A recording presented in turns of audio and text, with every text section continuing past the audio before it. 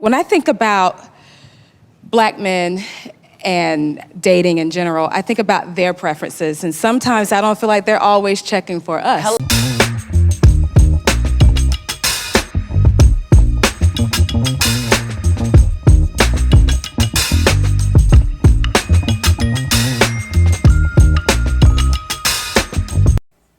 My topic today is why are Black women scaring off their men? And this was done by Joy Jones back in September of 1991. September 1st of 1991. And it reads like this. It says, "Have you met this woman? She has a good job, works hard, earns a good salary. She went to college, got her master's degree. She is intelligent. She is personable, articulate, well-read, interested in everybody and everything, yet she is single." Or maybe you know this one. Active in the church, faithful, committed, sings in the choir, serves on the usher board, attends every committee meeting, loves the Lord and knows the word. You'd think that with her command of the scriptures and the respect of her church members, she'd have a marriage as solid as a rock. But again, no husband. Or perhaps you recognize the community activist. She's a Black lady, or as she prefers, an African American woman on the move. She sports a short, natural, sometimes cornrow braids, or even dreadlocks. She's an organizer, a motivator, a dynamo. Her work for her people speaks for itself, organizing women for a self-help collective, raising funds for a community cause, educating others around new issues in South Africa. Black folk look up to her, and white folk know she's a force to be reckoned with. Yet once again, the men leave her alone. What do these women have in common? They have so much. What is it they lack? Why is it that they may be able to hook a man but can't hold him? The women puzzle over this quandary themselves. They gather at professional clubs and sorority meetings, or over coffee at the office, and wonder what's wrong with Black men. They hold special prayer vigils and fast and pray and beg Jesus to send the men back to church. They find the brothers attending political strategizing sessions or participating in protests. But when it comes time to go home, the brothers go home to someone else. I know these women because I am all of these women. And after asking over and over again what's wrong with these men, it finally dawned on me to ask the question, what's wrong with us women? What I have found, and what many of these women have yet to discover, is that the skills that make one successful in the church, community, or workplace are not the skills that make one successful in a relationship. Linear thinking, self-reliance, structured goals, and direct actions assist one in getting assignments done, in organizing church or club activities, or in positioning oneself for a raise. But relationship building requires different skills. It requires making decisions that not only gratify you, but satisfy others. It means doing things that will keep the peace rather than achieve the goal. And sometimes it means creating the peace in the first place. Maintaining a harmonious relationship will not always allow you to take the straight line between 2 points. You may have to stoop to conquer or yield to win. In too many cases, when dealing with men, you will have to sacrifice being right in order to enjoy being loved. Being acknowledged as the head of the household is an especially important thing for many black men, since their manhood is so often actively challenged everywhere else. Many modern women are so independent, so self-sufficient, so committed to the cause, to the church, to career, or their narrow concepts of same. To their entire personalities project an "I don't need a man" message. So they end up without one. An interested man may be attracted, but he soon discovers that this sister makes very little space for him in her life. Going to graduate school is a good goal and an option that previous generations of blacks have not had. But sometimes the achieving woman will place her boyfriend so low on her list of priorities that his interest wanes. Between work, school, and homework, she's seldom there for him. For the preliminaries that might develop a commitment to a woman, she's too busy to prepare him a home-cooked meal or be a listening ear for his concerns because she is so occupied with her own. Soon he uses her only for uncommitted sex, since to him she appears unavailable for anything else. Blind to the part she's playing in the problem, she ends up thinking men only want one thing, and she decides that she's better off with the degree than the friendship.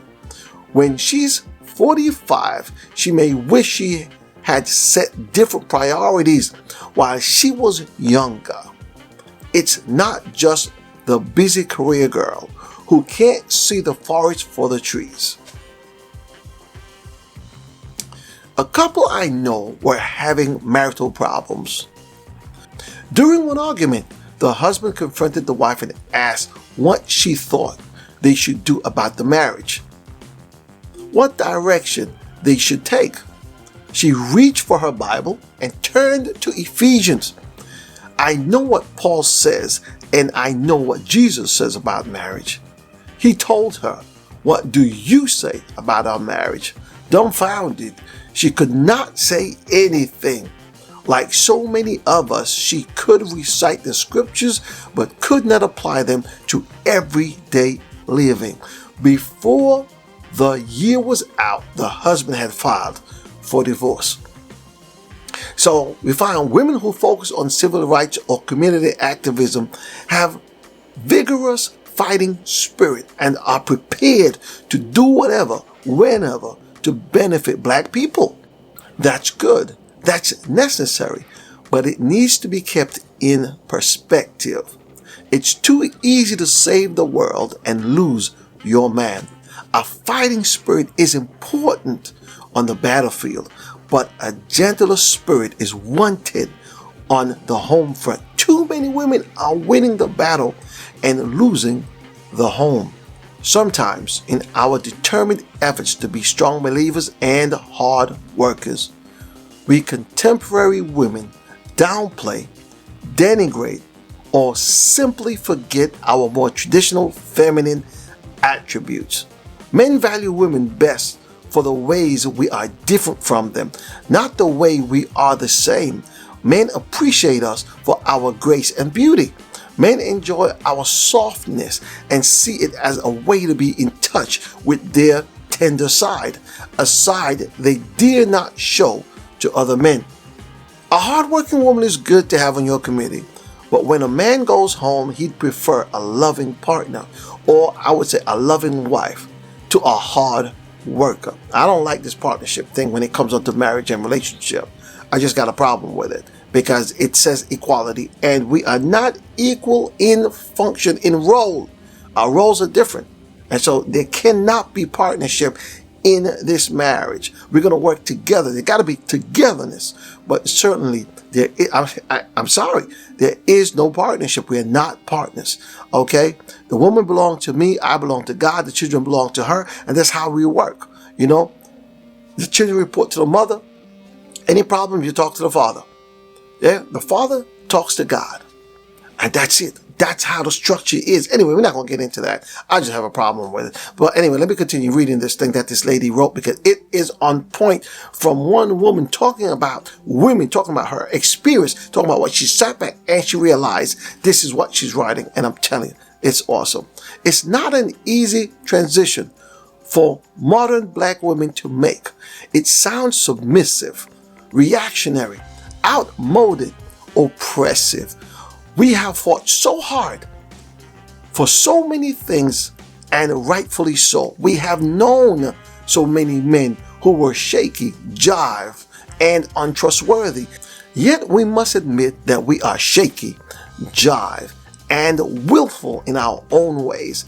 Not having a husband allows us to do whatever we want, when and how we want to do it. Having one means we have to share the power, and certain points will have to be surrendered. We are terrified of marriage and commitment, yet dread the prospect of being single and alone. Throwing ourselves into work seems to fill the void without posing a threat. But like any other drug, the escape eventually becomes the cage. To make the break, we need to do less and be more. I am learning to be still and know, to be trusting. I am learning to stop competing with black men and to collaborate with them, to temper my assertive and aggressive energy with softness and serenity. I'm not preaching a philosophy of women should be seen and not heard, but I have come to realize that I and many of my smart and independent sisters are out of touch with our feminine center, and therefore out of touch with our men. Shahrazad Ali and the late Kevin Samuel spoke to black women about this mindset and attitude, but it seems like it just went nowhere. It have done very little good. Only a few women recognize what the problem really is. I lay the blame at two places. Number one, mothers do not teach their young ladies that yes, it is good to have an education, but it's also essentially important to have a family and plan for the future with the right mentality and the right attitude. They're not teaching them that, and which includes humility. Our black women are not humble. Okay? And also you need submission. Those things are like fighting words. You say those things, it's like you're cussing. They don't want to hear that. And number two, feminism in America has destroyed the modern black woman to the point of them saying they do not need a man. And because they want men to bow down and kiss their behinds and treat them as equals, it has gone to the dogs. That's it. That's our problem. Even the women in the church, same problem. Okay, this is why many men are leaving, like the passport bros. They are trying to find greener pastures. They are a prime example of men just getting fed up and deciding it's time to go. Anyway, I've taken up enough of your time. My name is William Nelson Ryan. I will see you in my next video. Do me a favor, leave your comment. Subscribe if you haven't subscribed. Please don't forget. All right, this has been Love Factual. God bless you and take care. I will see you later.